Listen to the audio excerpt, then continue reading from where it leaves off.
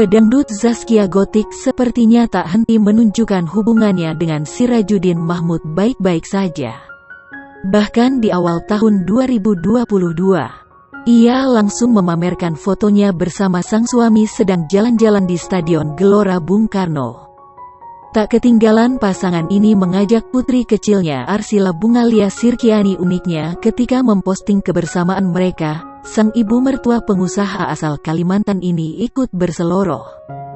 Ia meminta Zaskia Gotik untuk menambah momongan atau adik untuk Arsila. Sontak diminta sang mertua, Zaskia Gotik tertawa. Zaskia ingin memiliki 2 anak lagi.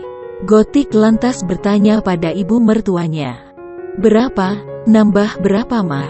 "Ya 4 lah," jawab ibunda Sirajuddin Mahmud. Sontak Zaskia tertawa.